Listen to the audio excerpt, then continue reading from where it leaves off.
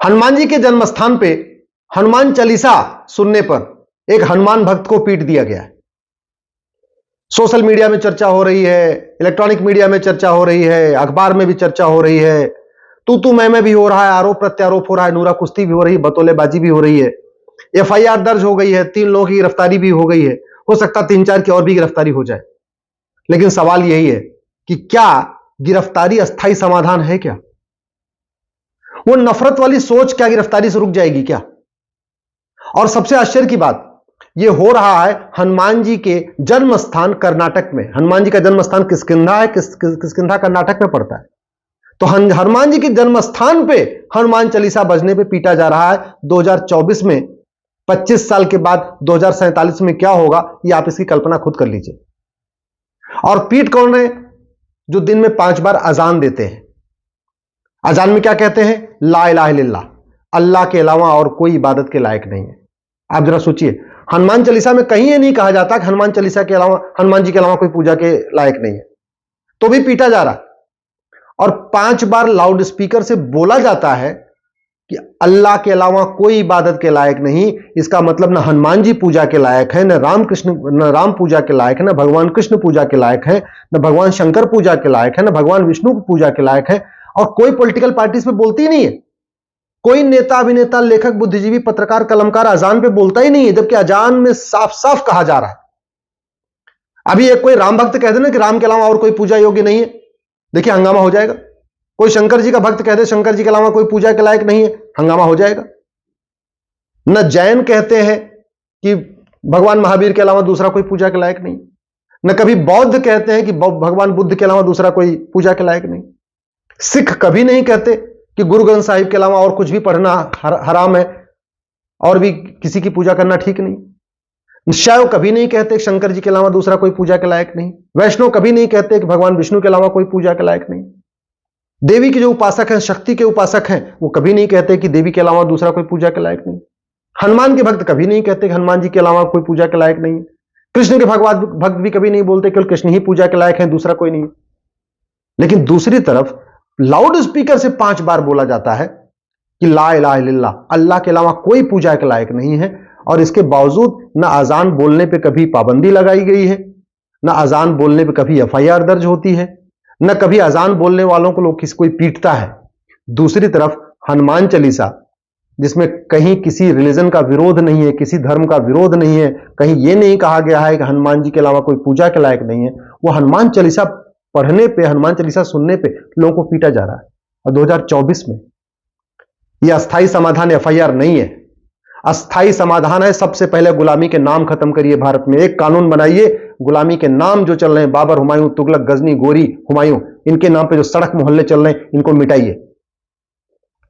एक कानून बनाइए जितने गुलामी के निशान हैं, काशी, मथुरा, भद्रकाली, भोजशाला, अटाला, सबको वापस करिए।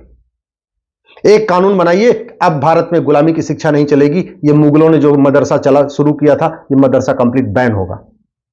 न मुगलों का मदरसा चलेगा, न अंग्रेजों का कॉन्वेंट स्कूल चलेगा।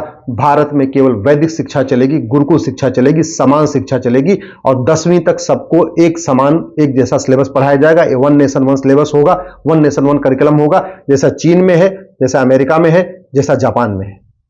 यह इसका अस्थायी समाधान है। गुलामी का जो शरीयत एक्ट है 1937 का बना हुआ, उसको खत्म करना पड़ेगा। यूनिफॉर्म सिविल कोड लागू करना पड़ेगा। और यूनिफॉर्म सिविल कोड भी भारत की संस्कृति के अनुरूप, अमेरिका या अरब या कुवैत के कल्चर के अनुसार नहीं, भारत की संस्कृति के अनुरूप वसुधैव कुटुंबकम की भावना होना चाहिए। ऐसा यूनिफॉर्म सिविल कोड हो जो वसुधैव कुटुंबकम को बढ़ाए, नारी तू नारायणी की भावना को बढ़ाए, यत नारस्ति पूज्यते रमन्ते तत्र देवता की भावना को बढ़ाए, सर्वमंगल मांगल्य की भावना को बढ़ाए, जो भेदभाव न करे महिला पुरुष में, सबको एक समान अधिकार दे और महिलाओं का सम्मान करना सिखाए। ये शरीयत एक्ट कर क्या रहा है? जब तक शरीयत एक्ट चल रहा है तब तक वो दिमाग भी शरीयत वाला चल रहा है। दिमाग तब ठीक होगा।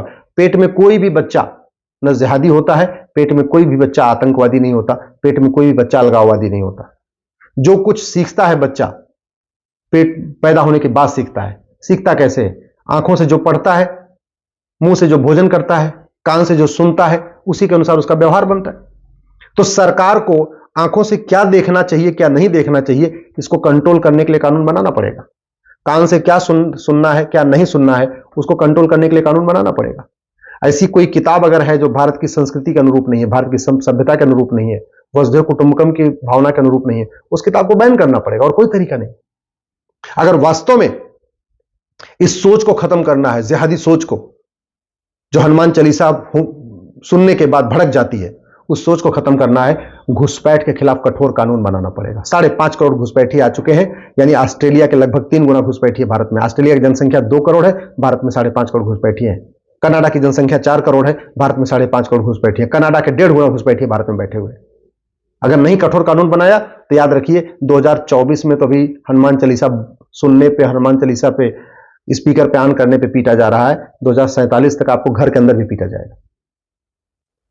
आपको अगर वास्तव में विदेशी सोच को कंट्रोल करना है, भारत की संस्कृति को मजबूत करना है, सनातन धर्म को आगे बढ़ाना है, तो आपको जनसंख्या नियंत्रण कानून बनाना पड़ेगा। हम दो, हमारे दो, सबके लोग, सबके दो, इसको मैंडेटरी करना पड़ेगा। दूसरा कोई तरीका नहीं है। इस समय 3 करोड़ बच्चे हर साल पैदा हो रहे हैं, इसमें 1 करोड़ अवांछित बच्चे हैं।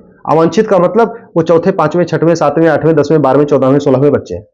हमें नहीं चाहिए, हमें केवल 2 ही पर्याप्त है। हमारे पास 2% जमीन है, 4% पानी है, जनसंख्या दुनिया की 20% हो चुकी है। क्यों नहीं जनसंख्या नियंत्रण कानून बनना चाहिए? और जनसंख्या नियंत्रण कानून कठोर, जो हम दो हमारे दो को मानेगा वो भारत का कहलाएगा, भारतीय नागरिक बना रहेगा। जो हम दो हमारे दो नहीं मानेगा उसकी नागरिकता खत्म होगी, वोटिंग का राइट खत्म होगा, सारी सरकारी सुविधाएं खत्म होगी, न वो वोटिंग कर पाएगा। भारत में रहेगा तो, लेकिन उसको न बिजली का कनेक्शन मिलेगा, न पानी का कनेक्शन मिलेगा, न बैंक में खाता खुलेगा, कुछ नहीं होना चाहिए। नागरिकता खत्म, तब जाके जनसंख्या नियंत्रण कानून सफल हो पाएगा। अगर वास्तव में हम इस जिहादी सोच को रोकना चाहते हैं, हमें नशा तस्करी के खिलाफ कठोर कानून बनाना पड़ेगा, क्योंकि ड्रग स्मगलिंग का पूरा कंजम्पशन कहां हो रहा है आपको पता है, और ड्रग स्मगलिंग का कारोबार कौन करता है ये भी आपको पता है। ये जो ड्रग स्मगलिंग के कारोबार से पैसा आ रहा है वो इस अलगाववाद में खर्च हो रहा है, आतंकवाद में खर्च हो रहा है, जिहाद फैलाने में खर्च हो रहा है, मजहबी उन्माद फैलाने में खर्च हो रहा है, नफरत के स्कूलों को फंडिंग उसी से होती है, जो नशा तस्करी का पैसा आता है। तो नशा तस्करों को 100% प्रॉपर्टी जब्त करने, उनकी नागरिकता खत्म करने, फांसी देने के लिए कानून बनाना पड़ेगा, जैसा सिंगापुर में। अगर हम चाहते हैं ये जिहादी सोच खत्म हो, ये जो अलगाववादी सोच खत्म हो, तो हमें संविधान में उन चित्रों को फिर जोड़ना पड़ेगा। संविधान में भगवान राम के चित्र को वापस जोड़ना पड़ेगा, भगवान कृष्ण के चित्र को वापस जोड़ना पड़ेगा, भगवान महावीर, भगवान बुद्ध के चित्र को वापस जोड़ना पड़ेगा, हनुमान जी के चित्र को वापस जोड़ना पड़ेगा।